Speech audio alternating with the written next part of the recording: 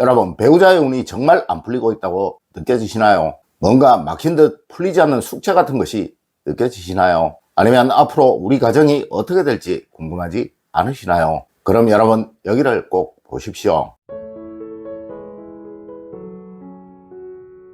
여러분, 안녕하세요. 이정민입니다. 여러분, 가업의 번영은 풍수와 아주 직결되는 문제입니다. 네, 풍수의 목적이 바로 이것이라는 것이죠. 여러분, 혹시 우리 조상님들의 전통가업, 즉 고택을 한번 찾아보신 적이 있으시나요? 아마 그런 분 거의 없으실 거예요. 네, 여러분, 지금이야 부자라고 해봤자 50년을 가기도 어렵고 또 100년을 가기도 어렵지만 과거 우리 조상님들은 부자라고 하면 최소한 몇백 년, 때론 길면 500년 이상 가업을 유지하는 경우가 정말 많았었습니다. 하여 이런 집들을 우리는 명문가라고 하고 또 이런 집터를 우리는 명당이라고 하였던 것이죠. 물론 어느 지역은 한국 최고의 부자가 3명 이상 나온다라고 말하는 곳도 있었으며 또 실제로 그곳에서 그런 분들이 나왔었습니다. 그리고 한국 최고의 부자인 삼성가의 집과 터가 모두 풍수에 맞춰져 지어졌다는 이야기 못 들어보신 분 거의 없으실 거예요. 여러분, 분명 집을 번영시키는 것은 가업입니다. 물론 이것은 배우자의 일일 수도 있으며 혼자 사시는 분들은 또 자신의 일이겠죠. 네, 이것이 막히거나 여기가 제대로 되어 있지 않다면 항상 여러분이 하시는 모든 일들이 막힘을 겪게 될 것이고 또 늘 어려움을 겪게 될 거예요. 하여 가난을 벗어나지 못할 것이며 노력보다 결과가 늘 적을 것이고 또 결과가 아주 약한 삶을 살아가시게 될 것입니다. 네, 이제 알려드리는 이곳 꼭 변화시키세요. 첫 번째로 여러분, 소파의 자리 배치 꼭 살펴보세요. 여러분, 혹시 상석이 있고 말석이 있다라는 이야기 들어보신 적이 있으시나요? 이건 그래도 덜한 편입니다. 어느 집에는 자리 구분도 없이 아무 곳에나 막 앉는 경우가 허다하다는 것이죠. 여러분, 자리는 그 집 가장의 책임감과 존재감을 의미하는 정말 중요한 곳입니다. 네, 어디서나 대우받지 못하고 존중받지 못한다면 절대 누구이든 자신의 어깨 위에 무거운 짐을 올려놓으려고 하지 않는다는 것이죠. 물론 여러분의 집 역시도 그러합니다. 네, 가정의 자리는 항상 존중받고 대우받아야 하는 거예요. 여러분, 꼭 살펴보세요. 일이 계속 맡기고 뭘 해도 계속 꼬이기만 하는 집은 이 자리가 아주 불편하거나 또 누구나 아무나 막 앉고들 계실 것입니다. 여러분, 자리가 사람을 만든다고도 하죠. 물론 여기에서 말하는 이 자리는 사람이 앉는 자리를 말하는 것은 아니지만 그렇다고 전혀 상관이 없는 이야기도 아니에요. 네, 여기에서 말하는 자리는 바로 대우를 말하는 것이니까요. 맞습니다. 누군가 대우해주고 또 그 대우를 본인이 느껴야 책임감을 가지게 되는 것이며 이로 인해 가족을 위해 여러분의 배우자는 목숨이라도 내어놓을 수 있게 되는 거예요.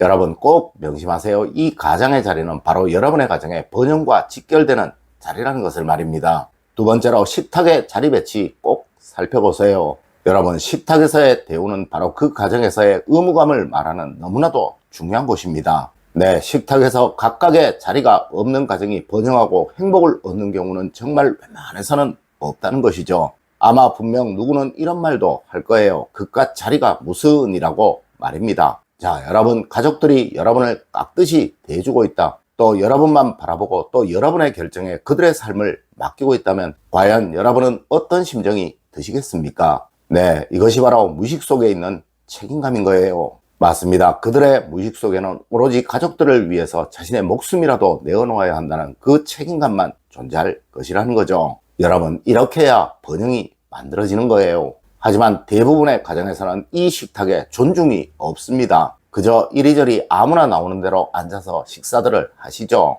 이런 가장의 무의식 속에는 자신도 그저 가족의 한 구성원일 뿐 집안의 모든 것을 자신이 책임져야 한다는 그 의식이 만들어지기 힘들다는 거예요. 물론 생각으로는 책임감, 의무감 가지겠지만 저 깊은 무의식 속에는 이런 생각이 자리하기 불가능하다는 것입니다. 여러분, 배우자를 사지로 밀어넣으세요. 당신이 아니면 우리 가족 모두가 타인들에게 천시받고 괄시받는 삶을 살 수밖에 없다라는 생각이 들도록 말입니다. 네, 그것이 바로 배우자의 자리를 상석으로 고정시키고 존중을 해주는 거예요. 세 번째로 여러분, 침실의 편안함 꼭 보세요.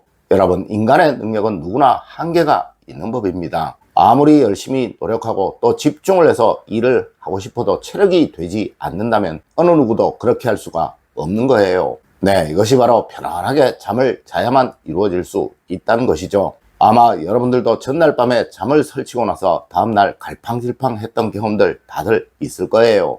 여러분 반드시 보세요. 침대가 혹시 불편하지 않은지, 침대 바닥이 꺼져 있지 않은지, 또 숙면에 방해되는 무엇인가가 있어 배우자의 휴식에 방해가 되고 있지 않은지 말입니다. 여러분 풍수라는 것은 알고 보면 정말 별것 아니에요. 네, 육체적인 편안함과 무의식의 선한 의지, 그 두 가지가 다라는 것이죠. 그리고 조명 역시도 그러합니다. 가능한 침실의 조명은 어둡게 하세요. 그리고 절대 백색 소음이 수면에 방해가 되지 않도록 만드십시오. 아마 누구는 에이 난 불을 끄면 잠을 못 자 라고 말하기도 할 거예요. 하지만 여러분 배우자는 그것으로 인해 숙면을 취하지 못하고 있고, 또 이것이 부담이 되어 다음날 최선을 다하지 못하고 있습니다. 물론 이것이 부담이 되어 다른 사람과의 경쟁에서 늘 지고 있는 것이고 말입니다.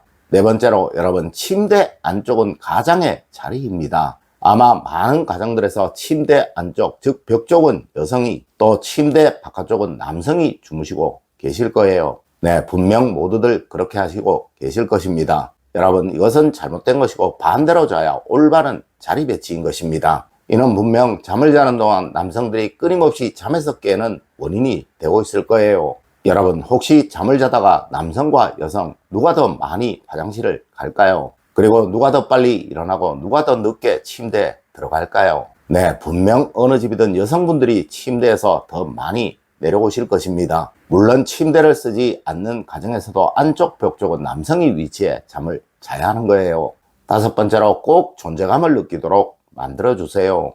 여러분 과거에는 부모님이 수저를 드셔야 자녀들이 수저를 들었습니다. 혹 아버지가 늦게 들어오시면 아버지의 밥은 제일 먼저 떠서 이것은 따로 보관을 해두었었습니다. 물론 밥을 퍼도 어른들의 순서대로 밥을 펐었습니다. 아니 이것 외에도 항상 어른들에 대한 존중과 대우는 끊이질 않았었습니다. 하지만 현재 이런 집은 절대로 없을 거예요. 물론 현대사회가 달라진 것 이해합니다. 하지만 꼭 지키셔야 할 것은 무조건 가장이 존재감을 느끼도록은 해주어야 하는 거예요. 네, 다른 것은 몰라도 이것 하나만은 꼭 하세요. 여섯 번째로 가족들 서로의 존중은 꼭 살펴보세요. 여러분 세상은 참 공평합니다. 내가 먼저 주지 않으면 얻을 수 있는 것은 없으며 또 반드시 내가 준 만큼 받게 되는 거예요. 이는 가정에서도 그러합니다. 여러분이 배우자를 존중하시고 대우하시면 여러분은 그에 따른 안정과 행복을 얻게 되실 것입니다. 물론 여러분의 배우자도 여러분의 존중에 존중으로 답하실 것이고 말이죠. 여러분 꼭 명심하세요. 서로 존중하지 않는 가정이 행복하고 번영해지는 경우는 없다는 것을 말입니다. 그리고 세상 모든 다툼은 서로 존중하지 않기에 일어나는 것이고 말이에요. 네, 여러분이 먼저 존중하세요. 그리하면 분명 여러분은 모든 번영과 행복을 다 얻게 되실 것입니다. 오늘 제가 알려드린 이야기 여러분들 꼭 명심하시길 부탁드리며 오늘의 이야기를 마치도록 하겠습니다. 늘 올바른 행동과 올바른 지식을 여러분들께 전하도록 노력하겠습니다. 여러분 긴 시간 감사드립니다. 감사합니다.